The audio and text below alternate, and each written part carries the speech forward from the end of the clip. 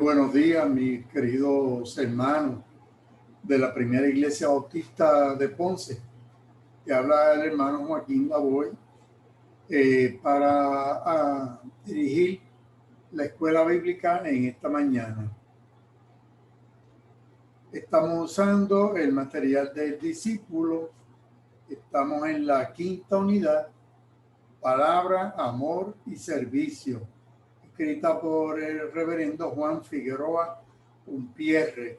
Y la lección en esta mañana la encontramos en el Evangelio de Juan, capítulo 4, y vamos a leer los versos del 23 al 38, pero para mejor entender el texto, vamos a partir desde el verso número 1. Se titula Compartamos las buenas nuevas.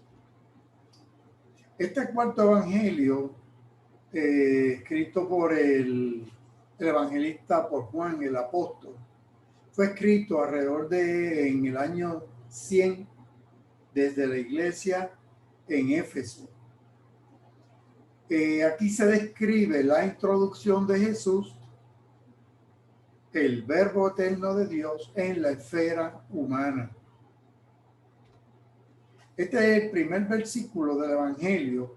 Presenta tres afirmaciones que constituyen la base de la teología cristiana. Número 1, que el verbo existía antes del comienzo de la creación. 2, que el verbo mantiene una relación íntima con Dios. Y 3, que el verbo es divino. Por eso el evangelista comienza en el capítulo 1, el primer verso dice que en el principio era el verbo. El verbo o logo o palabra, según la traduce en otros textos, Biblia textual traduce que en el principio era el logos. Otros dicen la palabra.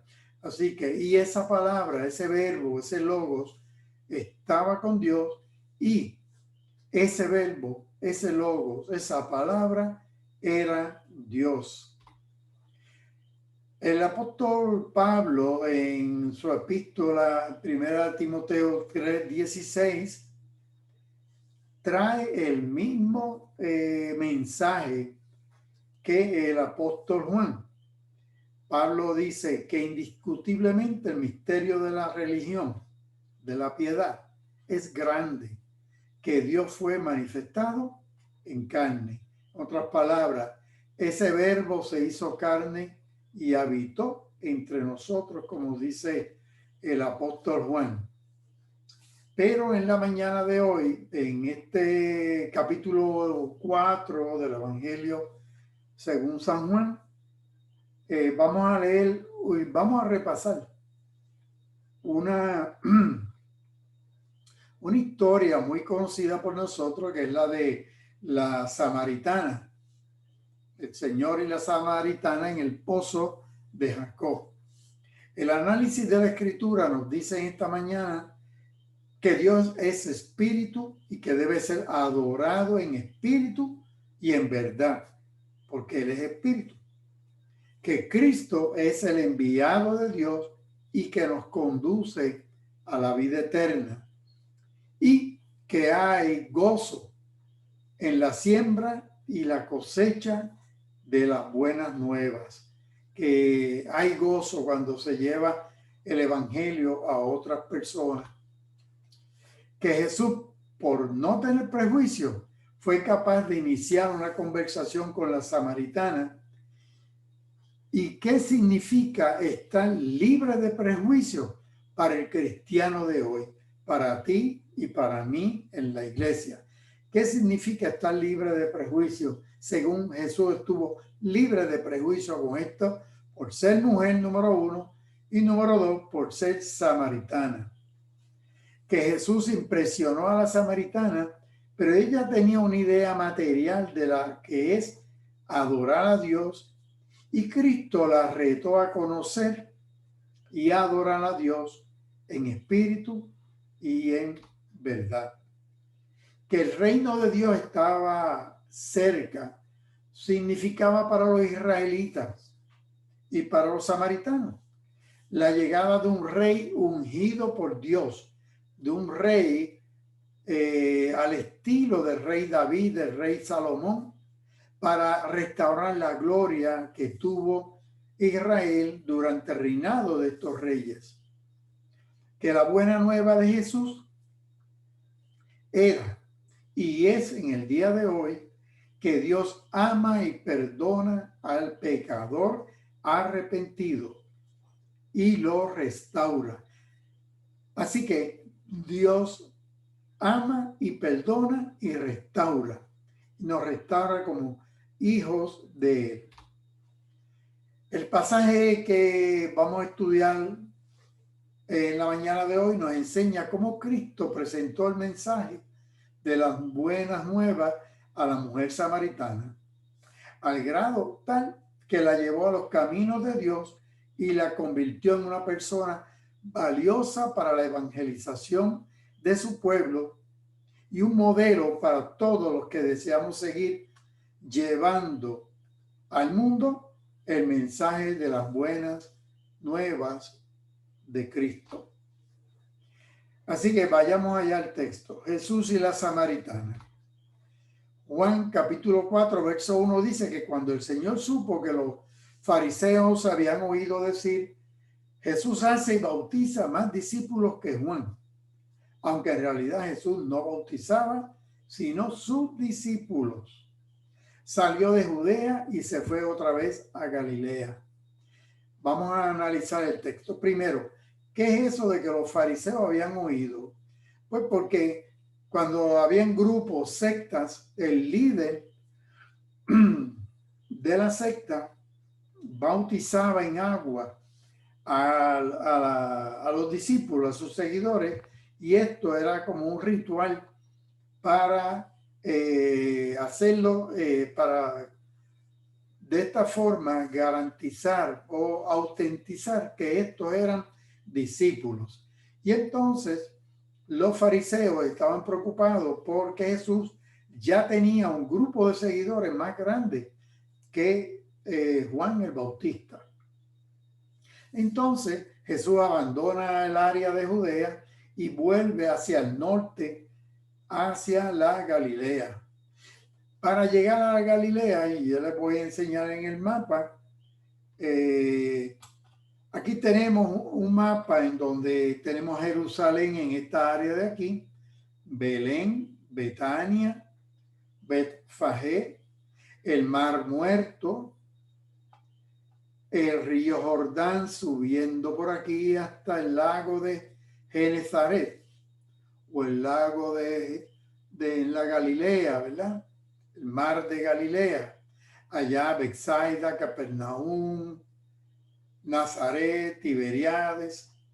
Y entonces había dos formas de llegar desde acá, desde Jerusalén, a la Galilea.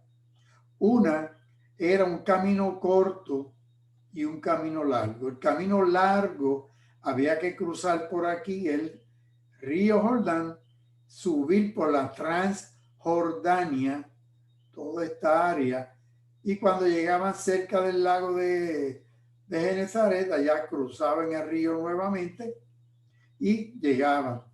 Tardaban el doble del tiempo que si de Jerusalén cogían directo hacia el monte de Gerizim, hacia Sicar, y llegaban rápidamente. En 3 días estaban aquí. Pero ¿qué pasa? Que había que atravesar Samaria, el terreno de los samaritanos, y los judíos y los samaritanos no eran enemigos, tanto religiosos como habían tenido guerra. Y sabemos que Samaria era la capital del reino israelita del norte. Cuando Salomón muere, se dividen las 12 tribus.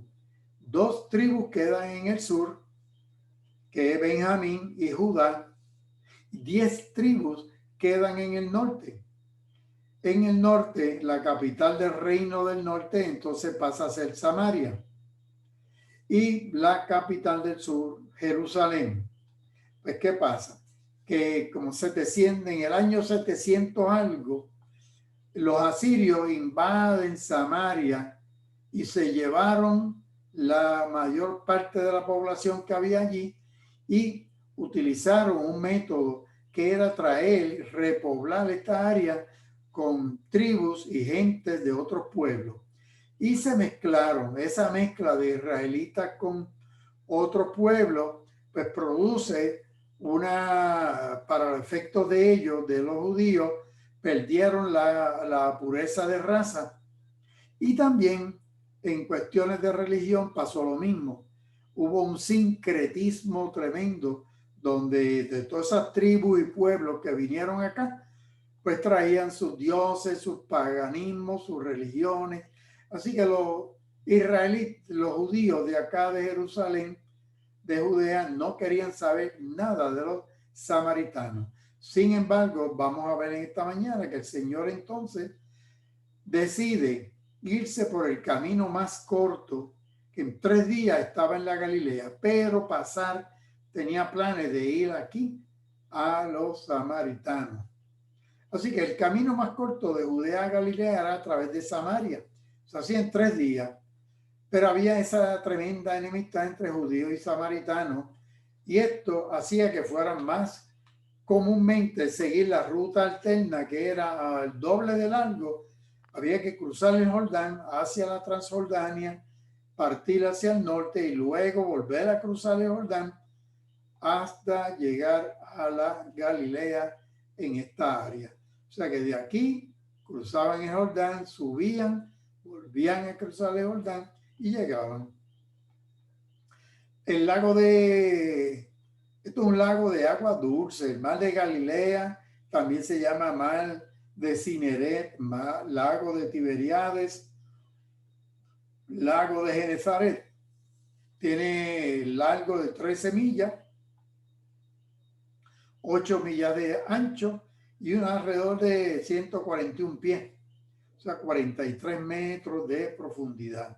Este es el lago de Genezaret, un lago de agua dulce, rico en pesca. Juan 4:4 dice que le era necesario pasar por Samaria. Quiere decir que el Señor sabía y él quería pasar por Samaria. Así que fue a una ciudad llamada Sicar. Esta es la ciudad de Sicar. Y este es el monte donde adoraban los samaritanos. Los israelitas de acá de Jerusalén adoraban en Jerusalén, en el templo. Pero esto en Samaria adoraban aquí. Tenían altares aquí en Gerizim, en el monte. Así que el Señor se fue hacia Sicar, está junto a la heredad de Jacob, que Jacob le dio a su hijo José. Y allí estaba el pozo de Jacob. Y como Jesús estaba cansado del camino, se sentó allí junto al pozo y eran casi las 12 del día. Aquí hay varias cosas interesantes. Número 1, es interesante que Juan, que es el apóstol que más nos habla de la deidad de Jesucristo, sin embargo aquí nos habla de su humanidad, de una forma que nos dice que se cansó. Y en otras partes nos dice que lloró, porque aquí es que Juan llora, nos dice que Jesús lloró cuando le dijeron de su amigo Lázaro estaba muerto, ¿verdad? Así que, y vio el dolor que había allí. Así que se cansaba. Jesús en su humanidad se cansó, se paró junto al pozo a descansar. Era el mediodía.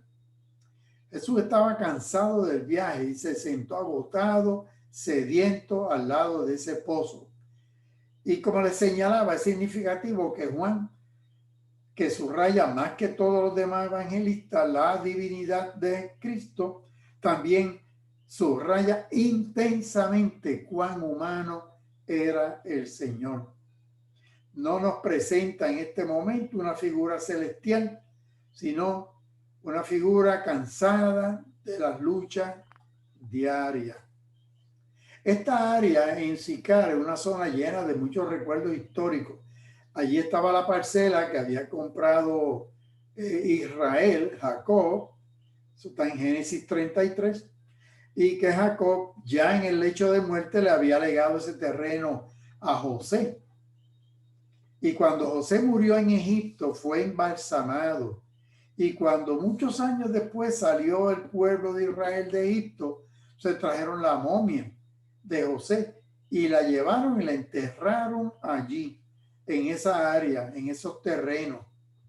Así que era un sitio bien importante para el pueblo de Israel, pero ya los samaritanos, pues, que eran la tribu del norte, pues, eran los que vivían en esa área. Vemos nuevamente aquí el mar de Genezaret, el lago de Tiberíades, el río Jordán bajando hacia el mar Muerto acá, mar Salado, que de hecho es un lago salado también. Y de Jerusalén pasaban por aquí, por Samaria, por Sicar. Y allí en Sicar, o Siquén, también cerca de esta área, está el monte de Gerizim. Pues por aquí es que está el Señor ese día al mediodía. Tanto Isaac, es interesante porque él va hacia un pozo de agua, ¿verdad? No era agua viva, es una agua estancada, no una agua viva, es el agua que fluye, que corre de los manantiales, de los riachuelos. El agua de pozo sale por filtración desde la tierra, es una agua estancada que no corre. Isaac conoció a Rebeca cerca de un pozo. Jacob conoció a Raquel cerca de ese pozo. En un pozo, ¿verdad? Así que hallaron a sus esposas, tanto Isaac como Jacob, en pozo. Estos precedentes creaban una clase de ambigüedad potencial en este pozo que los religiosos deseaban evitar. En otras palabras, y especialmente los rabí, trataban de evitar encontrarse con una mujer más a sola en cerca de un pozo, porque había esa historia de cómo estos dos patriarcas habían conseguido esposas al lado de un pozo. Y no es por casualidad que entonces una mujer de Samaria vino a sacar agua y Jesús le dijo, dame de beber. Aquí hay varias cosas. Primero, que esa mujer, ¿por qué viene al mediodía y sola? Porque normalmente la costumbre era ir por la mañana temprano o por la tarde temprano. Y en grupo, las mujeres caminaban en grupo. Esta mujer viene sola. Eso nos indica, ya cuando leamos más sobre el texto, que era posiblemente una mujer marginada en esa sociedad por su vida pasada, su vida privada pasada. Y Jesús le dice, dame de beber. Número uno, Jesús, los rabí no le dirigían la palabra a una mujer, nunca. Y menos una mujer samaritana de otro pueblo que estaba en enemistad con el pueblo de Israel. Así que el Señor rompe los esquemas, rompe los moldes y le dirige la palabra a esta mujer. Y los discípulos habían ido a la ciudad para comprar de comer. O sea, que esta mujer, un hombre judío, le dirige la palabra, tiene que haber estado completamente extraño. La samaritana le dijo, ¿y cómo es que tú, siendo judío, me pides de beber a mí, que soy samaritana? Porque eso era inconcebible. Eso era contaminarse. El hombre y más el rabí, el maestro, se contaminaba con esta mujer. Y es que los judíos y los samaritanos no se tratan entre sí. Y aún que no fuera samaritana, estaba prohibido un maestro encontrarse en público con una mujer y hablarle.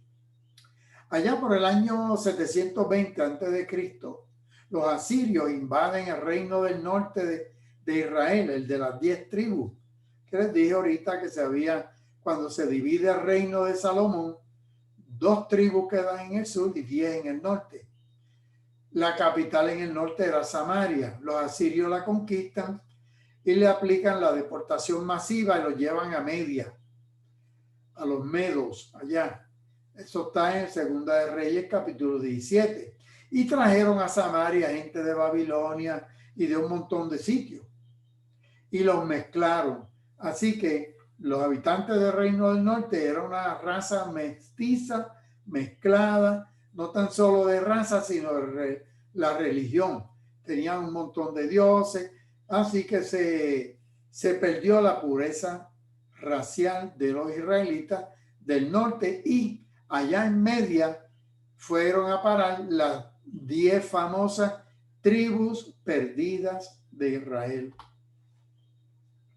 Jesús le respondió, dice el verso 10, si conocieras el don de Dios y quién es el que te dice, dame de beber, tú le pedirías a él y él te daría agua viva. Fíjate que entonces cuando el escritor aquí, Juan, usa el texto agua viva, del punto de vista espiritual, en el Antiguo Testamento hay muchos textos que hablan del agua y la sed, que el salmista dice que tiene sed del Dios vivo, del agua, dice Isaías, el agua que va a derramar Dios sobre nuestros desiertos. Así que el agua viva no tan solo el agua de riachuelo que corre, fluye, sino es un agua espiritual. Pero la joven, la mujer le dice, Señor, no tienes con qué sacar agua y el pozo es bien hondo. Así que ¿de dónde tú tienes esa agua viva? En otras palabras, ella está pensando, este pozo de agua estancada, y tú dices que tiene un riachuelo, ¿dónde? Y no tiene ni la bota con que sacar agua, unas botas de cuero que se hacían para sacar agua del pozo. Y entonces le dice, ¿acaso eres tú? Le dice a la samaritana, más grande, mayor que nuestro padre Jacob, Israel, que nos dio este pozo, del cual bebieron él y sus hijos y sus ganados. Tú eres, ¿quién tú eres? Tú no puedes ser mayor que el patriarca. Jesús le responde, todo el que beba de esta agua, en otras palabras, del agua del pozo, va a tener sed nuevamente. Pero el que beba del agua que yo le daré, no tendrá sed jamás. Más bien, el agua que yo le daré será en él una fuente que fluya para vida eterna. Como dice la versión del 60, que salte para vida eterna. Nueva Traducción Viviente traduce este texto. Todos los que beban del agua que yo doy no tendrán sed jamás. Esa agua se convierte en un manantial que brota con frescura dentro de ellos y les da vida. El agua de vida que el Señor reparte, que nos regala, es para que tengamos vida eterna. Es un manantial de agua fresca fluyendo en nuestro ser. Y la mujer le dice, bueno, pues dame de esa agua para que yo no tenga sed ni venga aquí a sacarla. Ese texto, pues uno no, es difícil, los comentaristas, si ella lo dijo de una forma sarcástica, porque no tiene ni con qué sacar del pozo, me vas a dar un agua que fluye por ahí, que salta, que eso qué. Y entonces otros dicen que no, que ya aquí ella está perpleja, pero ven en la autoridad que el Señor le está hablando, que sí, que hay alguna promesa envuelta aquí. Y Jesús le dice, ve a llamar a tu marido y luego vuelve acá. Y la mujer le dice, yo no tengo marido. Y Jesús le dijo, haces bien en decir que no tienes marido, porque ya has tenido 5 maridos y el que ahora tienes no es tu marido. Esto que has dicho es verdad. La palabra que se traduce marido es aner. Puede ser marido, puede ser esposo, pero puede ser meramente hombre o varón. Ella convivía con un varón, un hombre, que no era el marido de ella. cuando el Señor le dice esto, si lo cogemos, hay otros comentaristas que dicen que ella, la samaritana, está representando al pueblo samaritano, que tenía una mezcla de maridos, de dioses, es lo que quiere decir. Cuando traen todos esos pueblos, cada uno se trajo sus dioses, y de hecho, cuando uno va al libro de los reyes, el rey en Samaria mandó a buscar un sacerdote israelita para que el Dios de Israel fuera allí, porque había unos leones que estaban acabando con todo. Y ellos pensaban que como esa tierra era de Yahvé, de Jehová, pues había que llevar también al Dios, en adición a los dioses que ellos trajeron, a Yahvé también había que... Así que esto también nos está hablando aquí del sincretismo religioso, la mezcla de dioses paganos que habían aquí. Pero esa es una forma de verlo. La otra forma es nada, no buscarle 5 patas al gato, y es que el Señor le está leyendo la vida a esta muchacha, a esta mujer. Y la mujer le dice: Señor, me parece que tú eres profeta. ¿Por qué ella dice esto? Pues porque sin ellos conocerse, el Señor le está diciendo, y como los profetas tenían ese don de ver más allá y eran videntes, pues entonces ella le está diciendo: tú eres un vidente. Y entonces, pero por otro lado, este texto 20 es bien interesante, porque ella dice: nuestros padres adoraron en este monte. Y ustedes dicen que el lugar donde se debe adorar es Jerusalén. En otras palabras, ya aquí la muchacha, la samaritana, está diciendo dónde se debe adorar a Dios. ¿Dónde? ¿Cuál es el sitio preciso, exacto, correcto para encontrarnos con el Señor? Yo soy una pecadora, diría la muchacha, que tengo que ofrecerle a Dios un sacrificio por mis pecados. ¿A dónde tengo que ir? ¿Dónde había que presentar ese sacrificio? Porque la orden era que había que sacrificar un animalito, derramar su sangre para el perdón de los pecados. Pero entonces ella dice: bueno, ¿y ahora? ¿Es en este monte o es en Jerusalén? Ya a esta altura ella ya no está discutiendo los méritos del templo, del monte de Gerizim o del monte de Sión. Lo que quiere saber es: ¿dónde puedo yo encontrar a Dios? Y esa es la pregunta que tú y yo nos tenemos que hacer esta mañana. ¿Dónde puedo yo encontrar a Dios? ¿Es en un monte, un templo, en un lugar específico? Y Jesús le dice: créeme, mujer, viene la hora cuando ni en este monte, aquí en Samaria, ni allá en Jerusalén, se adorarán ustedes al Padre. Ustedes adoran, les dice, ustedes los samaritanos, lo que no saben. Nosotros adoramos lo que sabemos, nosotros los judíos, porque la salvación viene de los judíos.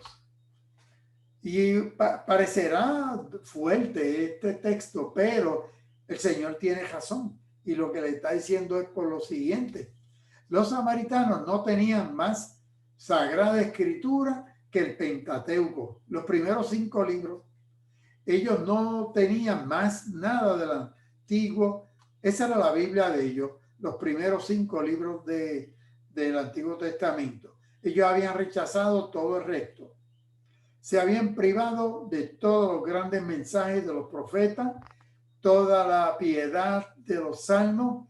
Tenían una religión truncada porque tenían una Biblia truncada. Así que por eso el Señor le dice que la salvación viene por los judíos, porque los samaritanos tenían una mezcla religiosa, un sincretismo, que ellos estaban bien confundidos y bien practicaban mucho unos rituales mágicos en esos templos.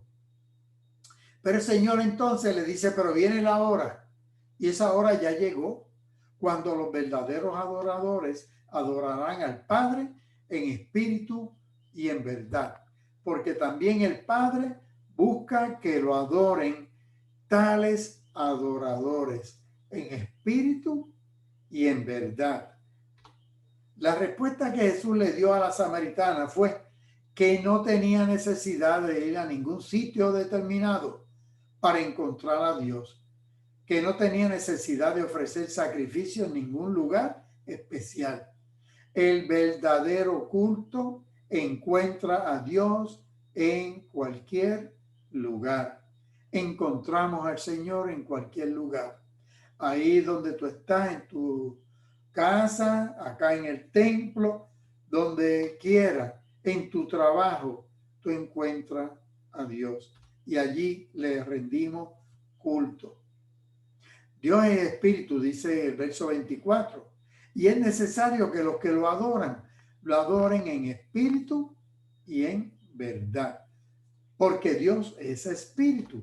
Así que el verdadero culto es cuando una persona, mediante su espíritu, tú y yo, nuestro espíritu, que es nuestra parte inmortal, invisible, alcanza la amistad y la intimidad con Dios. Cuando a nivel espiritual alcanzamos esa intimidad con Dios, allí está el verdadero culto. El culto genuino no consiste en ir a un cierto lugar, ni en llevar a cabo un cierto ritual, una cierta liturgia, ni en ofrecer ciertos dones. El verdadero culto es cuando el espíritu de la persona se encuentra con Dios y habla con Él que es invisible y con el que es inmortal. En el verso 25 le dice a la mujer: yo sé que el Mesías, llamado el Cristo. Aquí la samaritana le da a entender que ella tienen unas nociones. Le dice que el Mesías en hebreo. Mesías significa el ungido de Dios, que en griego es Cristo o Christos. Así que Mesías y Cristo significa el ungido. Ha de venir y que cuando Él venga nos explicará todas las cosas. Otras palabras, nos va a poner, nos explicará todo en cuanto a la religión, la adoración, porque era el tema que se había ido. Interesante, ¿verdad? Que esta mujer samaritana entrara, claro, Jesús es el que está llevando la conversación. Y Jesús le dice: yo soy el que habla contigo.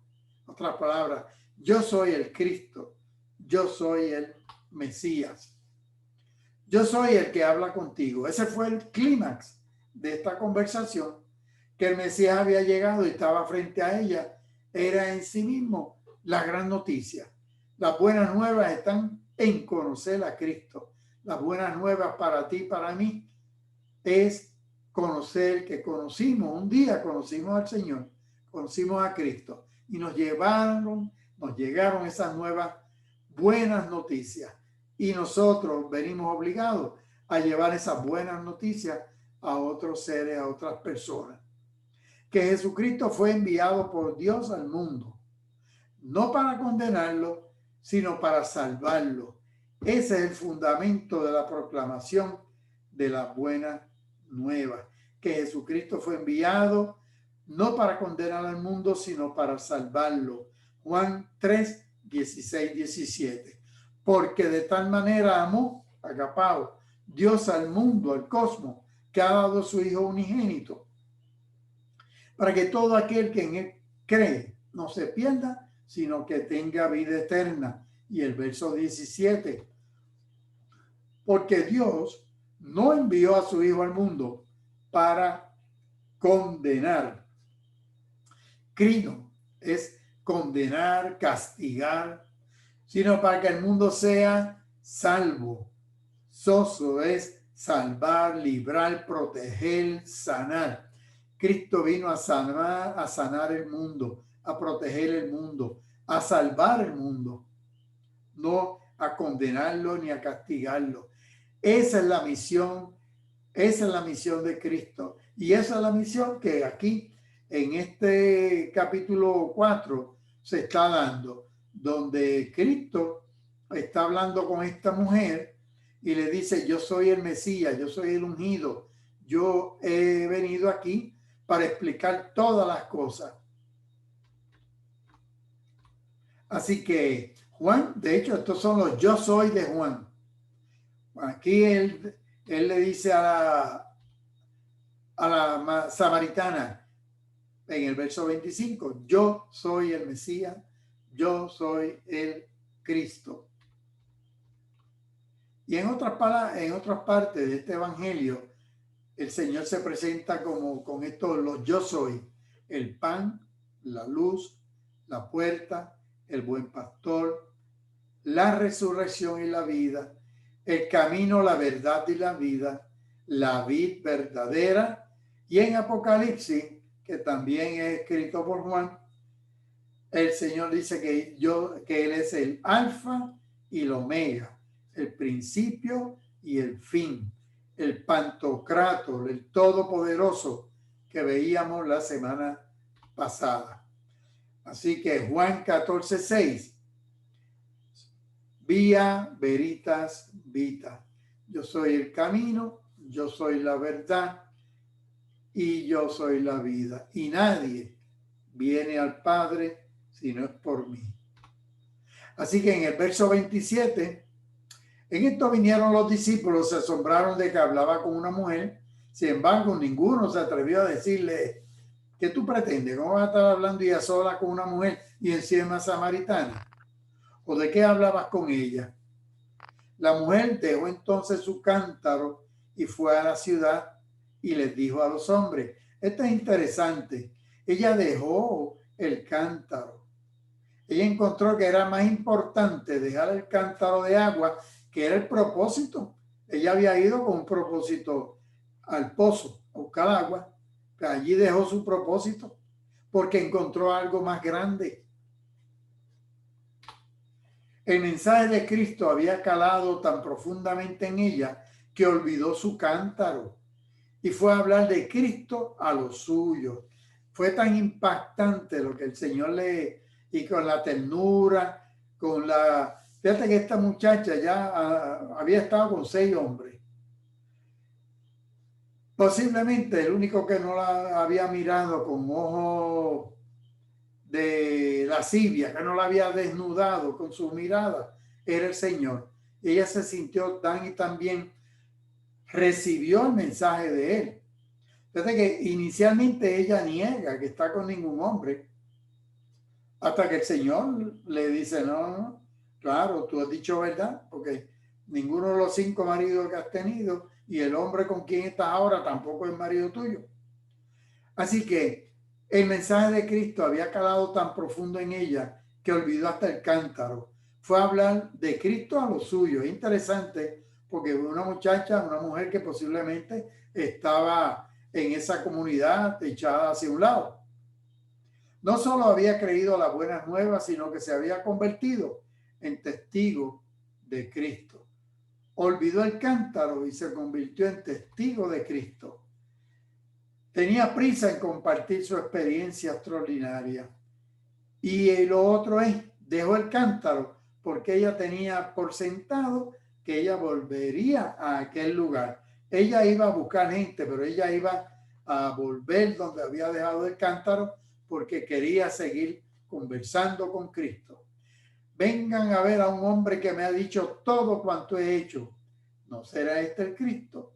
Entonces ellos salieron de la ciudad y fueron a donde estaba Jesús. Fíjate que van muchos por curiosidad, muchos por pura creían saber por qué la capacidad de sería un verdadero profeta, sería el verdadero Mesías, sería otro de estos predicadores itinerantes. Y mientras tanto, los discípulos le rogaban, Rabí, come. Y él les dice, para comer, yo tengo una comida que ustedes no conocen. Y los discípulos, del punto de vista, ven todo material, se decían unos a otros, ¿le habrán traído a alguien de comer? ¿Le habrá dado la samaritana de comer a él? Y Jesús le dice, mi comida es hacer la voluntad del que me envió y llevar a cabo su obra. Entonces, ¿por qué hacer la voluntad era la comida? Porque hacer la voluntad de Dios nos nutre. Hacer la voluntad de Dios es alimento para nuestra alma. Cuando Jesús dijo a sus discípulos que él tenía una comida que comer, que ellos no sabían que esa comida era hacer la voluntad de su Padre, debemos hacer la siguiente pregunta. ¿Es para nosotros hacer la voluntad de Dios un alimento para nuestra alma? Según era hacer la voluntad del Padre, era la comida de Jesús, porque él lo dijo, mi comida es hacer la voluntad de Dios. Pues que sea tu comida y sea mi comida, hacer la voluntad de Dios. Porque eso es lo que es alimento para nuestra alma. Y por último, la última parte de la lección, el sembrador, la cosecha y los segadores. En el verso 35 dice, ¿acaso no dicen ustedes, aún faltan 4 meses para el tiempo de la siega? Eso es un dicho, un refrán. Pues yo les digo, alcen los ojos y miren los campos porque ya están blancos para la siega. Posiblemente el Señor les está hablando en parábolas aquí, lo que le está diciendo, mira ese gentío de samaritanos que vienen para acá. Que esa, porque yo sembré, o sea, Jesús sembró, la samaritana fue y sembró, y ahora les toca a ustedes la siega, porque unos siembran, otros cosechan. Así que, y aquí el que sembró fue el Señor y la samaritana, y antes los profetas. Así que la cosecha principal de trigo corría a mediados de abril hasta mayo. La de cebada se convertía en campos en blanco, como dice Reina Valera actualizada, o como lo traduce NBI, Nueva Versión Internacional, campos maduros, que era en marzo. Algunos creen que Jesús cita un proverbio judío que se refiere a los 4 meses entre sembrar y cosechar. Y el que ciega recibe su salario, recoge fruto para vida eterna, para que se alegren por igual el que siembra y el que ciega. Así que en pronunciar y predicar y llevar el evangelio hay gozo, tanto para el que siembra como para el que cosecha, porque a lo mejor otra persona sembró en una vida, en un corazón, y te toca a ti o me toca a mí cosechar esa siembra. Hay gozo para ambos, para el que siembra y el que ciega. Porque en este caso es verdad lo que dice el dicho. Uno es el que siembra, otro el que ciega. Yo los he enviado a cegar lo que ustedes no cultivaron. Porque el que cultivó fueron los profetas, fui yo, fue la samaritana, y ahora ustedes ven los campos blancos. Así que entonces ahí dice, muchos de los samaritanos de aquella ciudad creyeron en él por la palabra de la mujer, por el testimonio de ella. Y esta muchacha tenía un testimonio que no era el mejor. Sin embargo, el testimonio que ella dio de Jesús es lo que, porque no es que tú los convenzas, el que convence a la persona es Cristo. El Espíritu Santo hace su obra. Tú, igual que hizo la samaritana, predicó y dio testimonio. Y ella decía, él me dijo todo lo que he hecho, me leyó mi vida. Entonces los samaritanos fueron donde él estaba y le rogaron que se quedara con ellos, y el Señor y los discípulos se quedaron allí 2 días en medio de los samaritanos. Y muchos más creyeron por la palabra de él. Así que creyeron por la palabra de la samaritana y por la palabra de Cristo. Y decían a la mujer los samaritanos, ya no creemos solamente por lo que has dicho, pues nosotros mismos hemos oído y sabemos que este verdaderamente es el Mesías, el Cristo, el Salvador del mundo. Y 2 días después Jesús salió de allí y se fue a Galilea. Como les decía anteriormente, de Sicar, que es donde están, siguió rumbo a a Capernaum, a Nazaret. Así que en Capernaum era que él tenía casa. Resumen, todo el que ha creído en el Evangelio de Cristo siente una viva pasión por adorar a Dios en espíritu y en verdad, y en llevar su mensaje a todo el mundo. Pero para ser perdonado ya no hay que sacrificar animales en el templo, porque se ha de recibir el perdón y la vida eterna por el sacrificio de Cristo en la cruz y por el poder de su resurrección. Ya no necesitamos el sacrificio de ninguno de nosotros, es aceptar el sacrificio de Cristo en la cruz y el poder de su resurrección. Oramos. Gracias, oh Dios, porque a través de Cristo nos has alcanzado con el mensaje que nos ha llevado a tu reino de amor y de verdad. Capacítanos para vivir cada día haciendo tu soberana voluntad. En un mundo como el nuestro, que está atrapado por la mentira, la injusticia, el desamor, permítenos vivir como testigos de las buenas nuevas de Cristo, que tienen poder para transformar las vidas y encaminarlas hacia tu reino de paz, justicia y amor. Amén, Señor, y amén. Bueno, pues, buenos días, mis queridos hermanos. La lección la semana que viene se titula Crezcamos en la palabra, el amor y el servicio, y lo encontramos en Segunda de Timoteo capítulo 3 y en Efesios capítulo 4.